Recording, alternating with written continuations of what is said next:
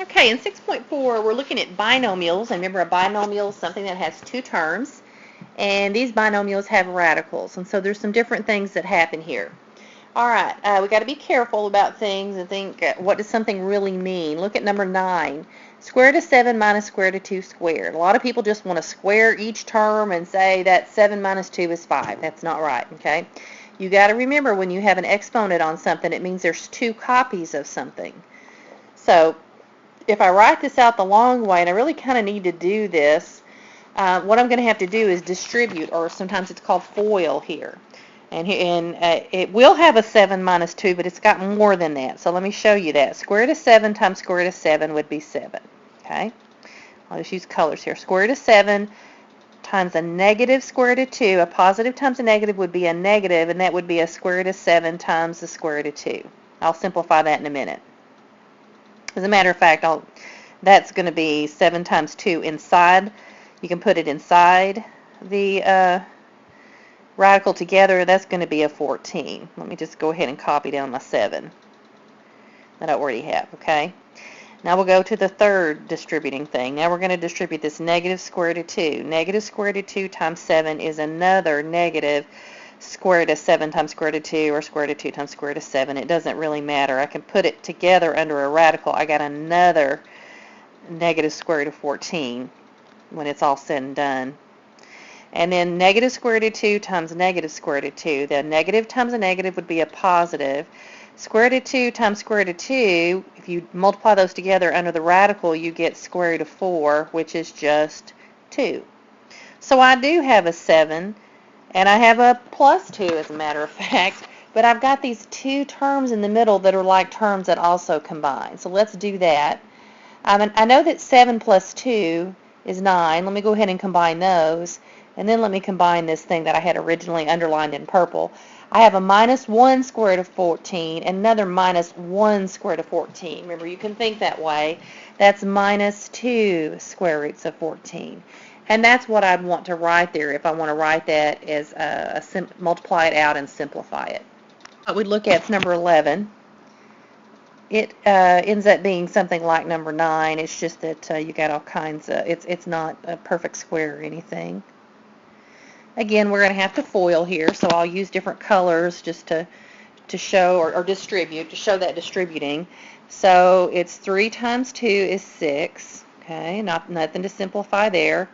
Let me pick a red. 3 times negative square root of 3. A positive times a negative is a negative. And then the 3 is on the outside and the square root of 3 is on the inside. I can't put those together. Now let's look at the next term. We're going to distribute the 4 square roots of 3. Positive 4 square root of 3 times positive 2 would be a positive.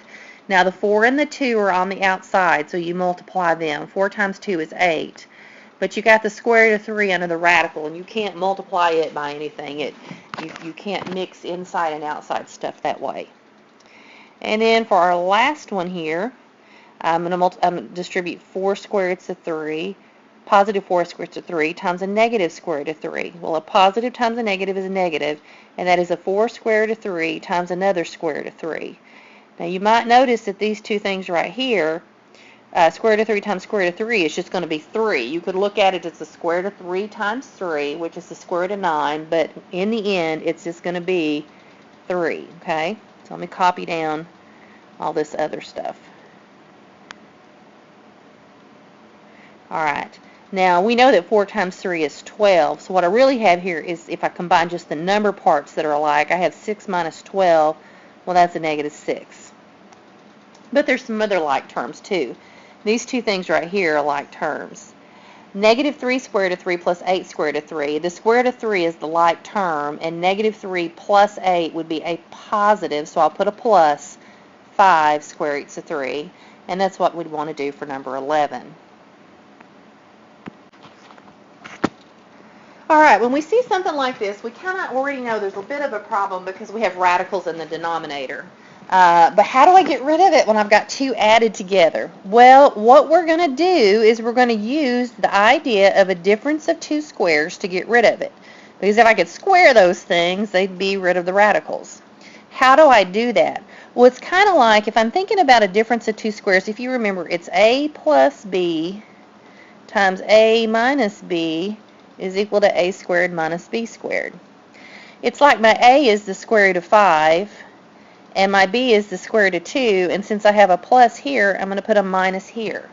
Now remember, since I just did that to the bottom of that fraction, to keep that fraction equal, I'm going to have to do it to the top as well. This is called the conjugate, when you take the two numbers and you just switch the sign on them, and what you're doing is you're creating a difference of two squares pattern, and it gets rid of the radicals. This is the way you get rid of radicals. In calculus, we actually do this to the numerator sometime, which is really weird because all the other classes we spend time doing it to the denominator. But anyway, we're going to work on the denominator right now. Now, if I have square root of 5 was my a, and I square it, minus square root of 2 squared was my b, if this is that difference of two squares pattern, square root of 5 squared is 5, square root of 2 squared is 2, and 5 minus 2 is 3. So I'm actually, and I could multiply that out the long way. I won't do it on this one, but I'll do number 15 in a minute, and I'll actually multiply it out on a simpler problem just to show you that that really does work. But what do I have in the numerator? I have 3 times the square root of 5 minus square root of 2.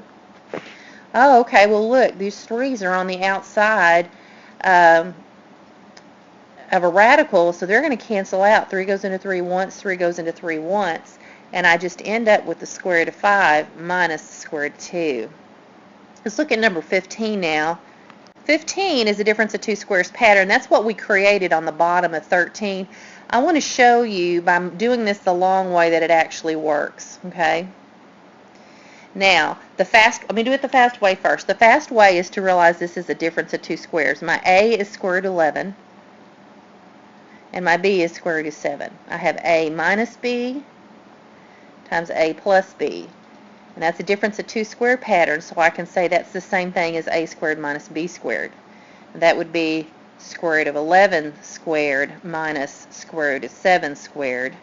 Well, the square root of 11 squared is 11. The square root of 7 squared is 7. And 11 minus 7 is 4. Now let me prove it to you by doing it the long way, okay? Some people don't trust themselves with this pattern, and really you want to get to the point where you do because it just saves you so much time. But let's say that I didn't notice the pattern and I did it the long way. Well, it's still going to work. All right, square root of 11, we're just going to distribute this out the long way just to prove that this actually is going to give me the same answer. That's supposed to be a square root there. Square root of 11 times the square root of 11 is 11. Okay? The square root of 11 times a positive square root of 7 would be a positive, and let me just write it down, square root of 11, square root of 7. All right, now I'm going to distribute the second term. It's a negative square root of 7. A negative times a positive is a negative. Square root of 7 times that square root of 11 is square root of 7, square root of 11. By the way, I could put that together and get 77. I'll do that in the next step. And then this last negative square root of 7 times a positive square root of 7. A negative times a positive is a negative, and square root of 7 times square root of 7 is just 7. All right, now I could clean this up a little bit. Square root of 11 times square root of 7, we can put them under one radical and multiply them since they're both under a square root. That's going to be the square root of 77. But look over here, we get another square root of 77, but this was a plus square root of 77, and this is a minus square root of 77. So they're going to add up to 0. They're going to cancel out. And then I copy down my minus 7. Now what's 11 minus 7? Oh, it's just 4. So you can do it the long way, or you can notice the pattern and you can save yourself some time. All right, I figured 31 would probably give people problems, so I want to make sure I work it. I don't want to do all of them. You need to struggle with some of them. But if you look at this problem, it's similar to the one we did up on 13. I have radicals in the denominator, and that's what the problem is, and I want to get rid of them. Well, I have the square root of 5 minus 3. It's grouped together. As a matter of fact, I probably should put parentheses around these just to remind myself that they're grouped together, and I need to treat them that way. Well, how am I going to get rid of that radical? It's got a minus 3 from it. I can't just multiply by square root of 5. Well, what I do is I multiply by the conjugate. Multiply by conjugate. And what the conjugate is you write the same two terms down, the square root of 5 and the 3, but you just switch the sign in the middle. And that's going to get rid of our radicals because it's a difference of two squares pattern. But if I do it to the denominator to keep my fraction equal, I got to do it to the numerator as well, because that's just a big old 1 in a funky form, isn't it?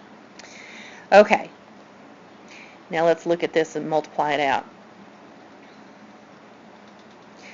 Now the top part's going to be harder than the bottom part. On the bottom part, I have a minus b, a plus b. I have a difference of two squares pattern, so I can simplify that just by saying that's the first thing squared minus the second thing squared.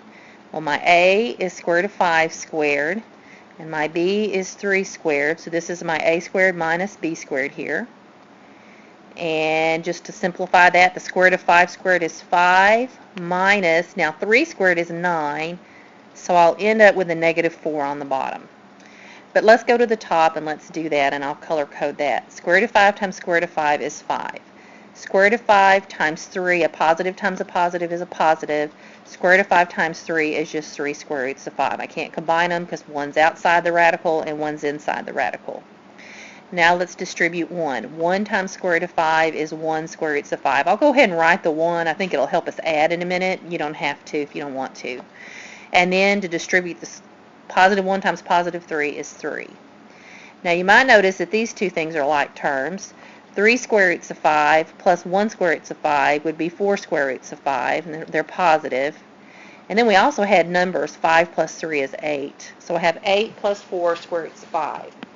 Now, this is the part that's going to get, some people are going to get confused at. I can reduce this, and the reason I can reduce this is this 4 divides into both of these, the 8 and the 4. It has to divide into everything outside the radical in order for us to reduce it. As a matter of fact, how some people show this, to make sure you're really understanding what's going on, is let me put a, let's see, checking something real quick. Let me divide a 4, since I think the 4 will cancel. 4 goes into 8 and 4 goes into 4 is what I'm thinking, okay? But some people show it this way. Go ahead and take the 4 out of the top. 8 divided by, factor out a GCF of 4. 4, if I have 8 and I divide 4 out, I get a 2. And if I have 4 square roots of 5 and I divide 4 out, I have the square root of 5 left. And then that's over negative 4. Do you see why it cancels out now? That's a 1 and that's a 1, and it's a positive divided by a negative, so it's a negative, and then it's 2 plus square roots of 5. Now you could distribute that and say that's negative 2 minus the square root of 5.